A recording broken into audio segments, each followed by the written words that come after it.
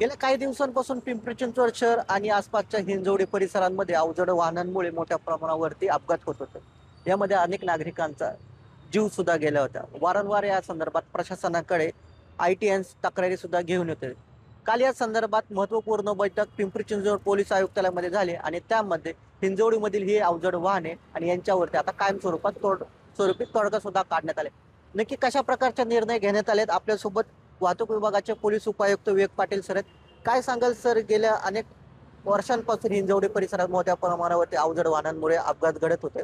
काल या अपघातांबाबत महत्वपूर्ण काही बदल सुद्धा करण्यात आले आणि एक महत्वाचे निर्णय सुद्धा घेण्यात आले. कुठल्या प्रकारचे निर्णय घेण्यात आले त्या संदर्भात? हिंजवडी वाकड ज्या या भागामध्ये जे जड अवजड वाहनामुळे अपघात झालेले आहे त्या संदर्भात त्यांना प्रतिबंध करण्याच्या उद्देशाने माननीय पोलीस आयुक्त पिंपरी चिंचवड यांच्या मार्गदर्शनाखाली काल एक बैठक आयोजित करण्यात आली होती. सदर बैठकीसाठी PMRDचे अतिरिक्त आयुक्त श्री शिंगला साहेब, RTO श्री चव्हाण साहेब, डेप्युटी RTO जाधव, परिमंडळाचे उपायुक्त तसेच स्थानिक पोलीसचे अधिकारी आणि वाहतूक विभागाचे अधिकारी असे हजर होते. सदर बैठकीमध्ये जड अवजड वाहनांचा स्पीड जो आहे तो 30 किलोमीटरपेक्षा कमी ठेवण्याबाबत कार्यवाही करण्याचे निर्देश देण्यात आले. त्या सदर याची अंमलबजावणी करण्यासाठी या जड अवजड वाहनामध्ये GPS प्रणाली, मॉनिटरिंग प्रणाली लावण्याबाबत तसेच स्पीड गन द्वारे जर व्हायोलेशन होत असेल तर कारवाई करण्याबाबत सूचना देण्यात आल्या. त्याचप्रमाणे हे जे जड अवजड वाहन आहे त्यामध्ये मिक्सर, हायवा, डंपर इत्यादी वाहनाचा समावेश होतो. आपण पाहिलं तर हे जे अवजड वाहन असतात यांच्यावरती जे चालक असतात त्यांची जी मेडिकल तपासणी ती केली जात नाही. त्यांच्यावरती कुठल्याही प्रकारचं निर्बंध नसतं. किंवा आपण पाहिलं तर ज्या वेळेस नागरिक कामावरती जाण्याच्या वेळेस त्याच वेळेमध्ये हे डंपर किंवा मिक्सर रस्त्यावरून जाताना दिसतात. त्यामुळे याबाबत आपण काही निर्णय किंवा त्यांना काही सूचना वगैरे देण्यात आल्या का? पीक आवर बाबत किंवा जे चालक असतात त्यांना काही सूचना वगैरे देण्यात आल्यात का?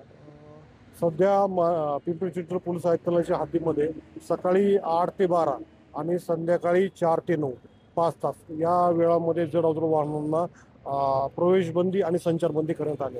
या संचारबंदीचा नियम भंग करून जे वाहनं येतात त्यांच्यावर आपण सक्त कारवाई करतो. त्यांच्यावर BNS 285 द्वारे आपण गुन्हेही दाखल केलेले आहेत. तसेच या वाहनांची सुरक्षा तपासणी तसेच हे वाहन चालक जे आहेत त्यांचा फिटनेस आणि त्यांची परवाना तपासणी ही ज्या ठिकाणी ते कार्यरत आहे, ज्या RMC प्लॅन्टवर किंवा ज्या बांधकाम साईटवर त्याच ठिकाणी करण्याबाबत काल सूचना देण्यात आल्या आहे आणि त्याप्रमाणे निर्णय घेण्यात आलेला आहे.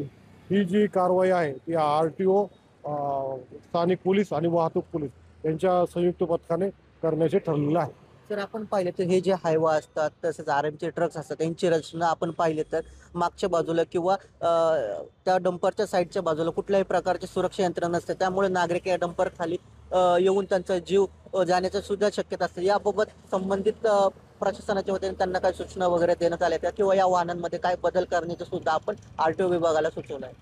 अगदी बरोबर आहे. ही जी जड अवजड वाहन आहेत, हायवा, डंपर, मिक्सर वगैरे यांचं जर पाहिलं तर आपण व्हील फार मोठे असतात आणि त्याला साईडनं व्हील गार्ड नसतात. सदर वाहनामध्ये मागच्या चाकाखाली येऊन अपघात होण्याचं आणि जीव जाण्याचे प्रमाण जास्त आहे. त्या अनुषंगाने सदर वाहनांमध्ये सहचालक किंवा क्लीनर ठेवण्याबाबत सूचना देण्यात आल्या. तसेच साईड व्हील कव्हर करून साईडलाही कॅमेरे लावण्याबाबत या मीटिंगमध्ये सूचना देण्यात आलेल्या आहेत. त्याप्रमाणे कार्यवाही प्रस्तावित आहे. एवढं सगळं आपण या वाहनांच्या मुळे होणाऱ्या अपघात रोखण्यासाठी आपण करतोय, तरी सुद्धा हे RMC चालक असतील किंवा संबंधित जो कोणी विकसक असेल ज्याच्याकडे हे RMC ट्रक असतात त्यांनी या संपूर्ण सूचनांकडे दुर्लक्ष केले तर याबाबत पोलीस प्रशासनाच्या वतीने काय कठोर निर्णय सुद्धा घेण्यात येणार का? काय पावलं उचलण्यात येणार आहेत? अगदी बरोबर आहे.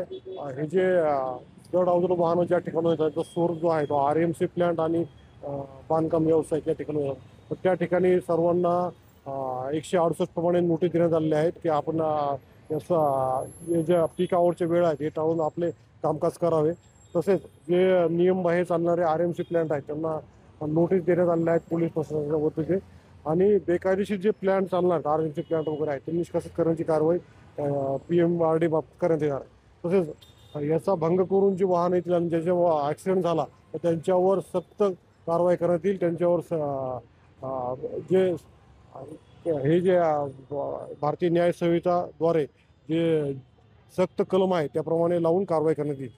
नक्कीच आपण पाहिलं तर पिंपरी चिंचवड शहरातील अवजड वाहनांवरती आता निर्बंध घातले जाणार आहेत. जरी या नियमांकडे या वाहन चालकांनी दुर्लक्ष केले तर त्यांच्यावरती कठोर अशा स्वरूपाची कारवाई सुद्धा करण्यात येणार आहे. सूरज कसबे, NDTV मराठी, पिंपरी चिंचवड.